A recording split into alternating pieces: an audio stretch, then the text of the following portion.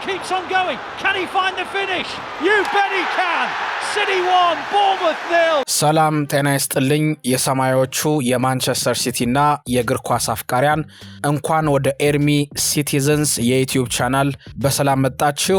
በኮሚኒቲ ሺልድ በአርሰናል የደረሰውን ሽንፈት ለትንሽ ጊዜ ረስተን አሁን ወደሚጀምረው ትልቁ የዓለማችን ሊግ ወደ ሆነው ወደ እንግሊዝ ፕሪሚየር ሊግ ትኩረታችንን ማድረግ እንጀምራለን ማለት ነው። ይህ ቡድን ማንቸስተር ሲቲ አሁንም ከፍተኛ ጥራት ያለው መሆኑን ማወቅ ከፈለጋችሁ በቅርቡ በተደረገው የዓለም ዋንጫ ላይ የብዙዎቹን ተጫዋቾች ድንቅ ብቃት ማየት ብቻ በቂ ነው። ሲቲ ፈጥኖ ወደ ድሉ መንገድ ይመለሳል ብላችሁ ካላመናችሁ ደግሞ ፔፕ ጓርዲዮላ ቀደም ባሉት ዓመታት ይህንን ዋንጫ በአርሰናል፣ ሊቨርፑል፣ ሌስተር ሲቲ፣ ማንቸስተር ዩናይትድ ቢነጠቅም በአመቱ ግን የፕሪሚየር ሊግ ዋንጫ ማንሳቱን ማስታወስ ይገባል።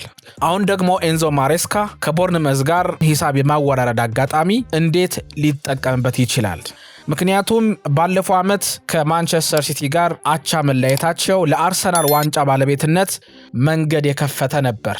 የቡድኑ ወቅታዊ ሁኔታ አንዳንዶች ፔፕ ከሄደ በኋላ የማንቸስተር ሲቲ የበላይነትን ዘመን ሊያከትም ይችላል ብለው ያስባሉ። ሲቲ በተከታታይ 4 ዋንጫዎችን እንደገና ላያነሳ ይችላል። ነገር ግን እንደ ማንቸስተር ዩናይትድ ሙሉ በሙሉ ይወድቃል ብሎ ማሰብ ስህተት ነው። ማንቸስተር ዩናይትድ የሄደባቸው መንገዶች አዋጭ አልነበሩም። ከዝውውር መስኮቱ ጋር ተያይዞ ከአሰልጣኞች ፊርማ ጋር ተያይዞ ያልተጠና አካሄድን ዩናይትድ ተጠቅሟል። ማንቸስተር ሲቲ እንደ ዩናይትድ ይሆናል ተብሎ ግን አይጠበቅም። ምክንያቱም ፕሮሰሱ የሚነግረን ነገር አለ። ቲጊ ቤግሪስቴን በነበሩበት ጊዜ በማንቸስተር ሲቲ ቤት ፔፕ ጓርዲዮላ ነበር። ጓርዲዮላ ከለቀቀ በኋላ ሁጎ ቪያናን የመሰለ ወጣት አርቆ አሳቢ ድንቅ የስፖርቲንግ ዳይሬክተር አለው ማንቸስተር ሲቲ። ስለዚህ ይወድቃል ብሎ ማሰብ ልክ አይደለም። ማንቸስተር ሲቲ በአሸዋ ላይ እንደተገነባ አይነት ቤት አይደለም፣ ቶሎ የሚፈርስ ማለት ነው። ጠንካራ መሰረት ያለው የምልመላ ስርዓቱ የተጠና የአሰልጣኙ ቅጥር እቅድ የያዘ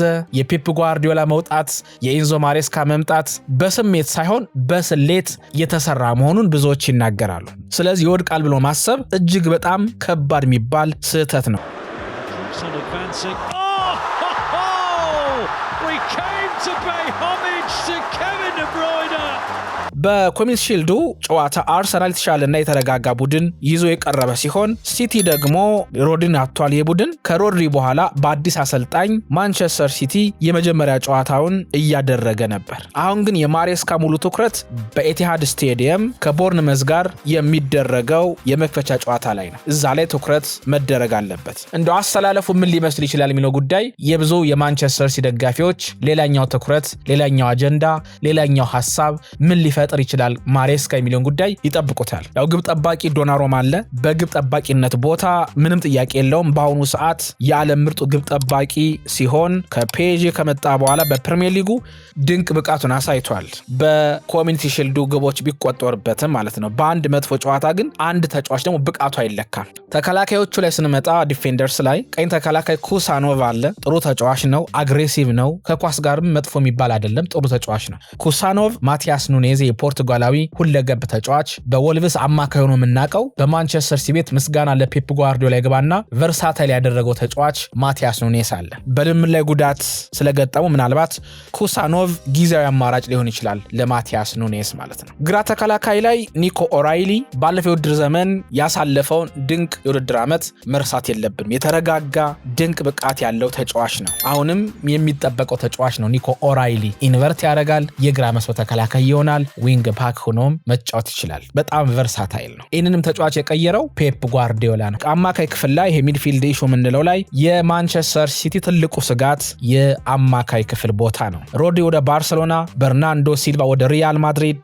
ቲያኒ ራይንደርስ ወደ ሳውዲ አረቢያ ተዛውሯል። ኒኮ ጎንዛሌዝም ስሙ ከኒውካስል ዩናይትድ ጋር ተያይዟል። ስለዚህ ለውጦች ይኖራሉ ተብሎ ይጠበቃል የአማካይ መስመር እንቅስቃሴው ላይ። ይህንን በደንብ ማየት ያስፈልጋል። አሁን ከማንቸስተር ሲቲ ጋር ስማቸው የሚነሱ ተጫዋቾች አሉ። አዩብ ቡዋዲ፣ ኤንዞ ፈርናንዴስ፣ አዳም ዋርተን እነዚህ ላይ ማንቸስተር ሲቲ እየሰራ ይገኛል። አንድ ማስታወስ ያለብን ደግሞ ማቴዮ ኮቫቺች አሁንም የማንቸስተር ሲቲ ተጫዋች ሆኖ ይቀጥላል። ኳሊቲ ያለው ብቃት አለው።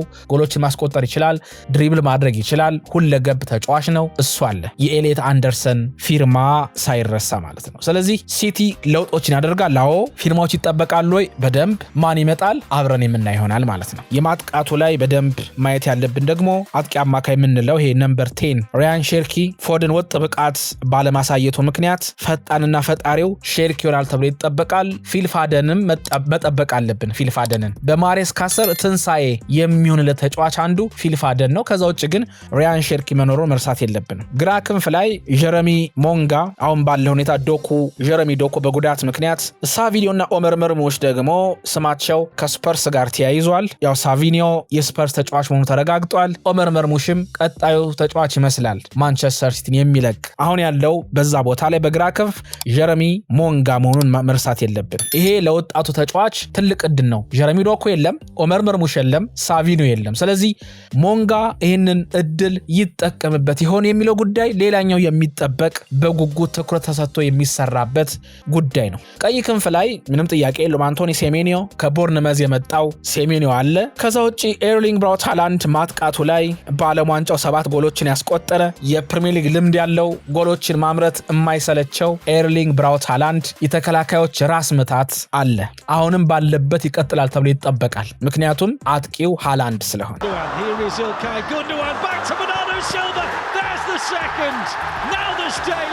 ክፍተቶች ቢኖሩበትም በሌሎች የሜዳ ክፍሎች ባለው ጥራት ቦርንመዝን አሸንፎ የባለፈው ዓመትን ቁጭት ፊልፋደንም ብሎታል። ከጨዋታው በፊት መበቀል አለብን የሚል ሐሳብ ሰጥቷል።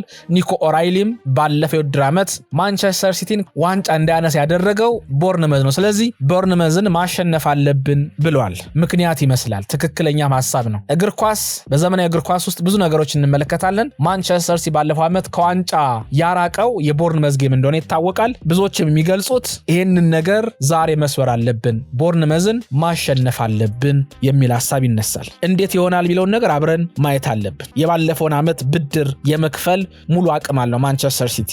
በዚህ ቡድን ካሁኑ ተስፋ መቁረጥ በጣም ስህተት ነው። ማንቸስተር ሲቲ ላይ ተስፋ መቁረጥ ልክ አይደለም፣ በእግር ኳስም የሚፈቀድ አይደለም። አንደኛ ራሳቸው ኤንዞ ማሬስካ ናቸው። ትልቅ ብቃት ያላቸው አሰልጣኝ ናቸው። የዓለም ክለቦች ዋንጫን አሳክተዋል። እጆቻቸው ዋንጫ ዳሰዋል። እንዴት የዋንጫ መንገድን ማምጣት ይቻላል የሚለውን ነገር የተረዱት አሰልጣኝ ናቸው። በቼልሲ የሰሩትን ነገር በደንብ ማየት ያስፈልጋል። ከፔፕ ጓርዲዮላ በተወሰነ መንገድ የጨዋታ እቅድ ልዩነት ቢኖርም እቅዱ ሹመቱ ግን የተጠና ነው። በዚህ የክረምቱ የዝውውር መስኮት ተጫዋቾችን ያስፈርማል ተብሎ ይጠበቃል። ቀዳዳዎች ለመሸፈን አሁንም ማንቸስተር ሲቲ ተግቶ እየሰራ ነው። ይህንን በደንብ ማሰብና ማየት ያስፈልጋል። እናንተስ ምን ታስባላችሁ? ከቦርንመዙ ጨዋታ ምንድነው የምትጠብቁት?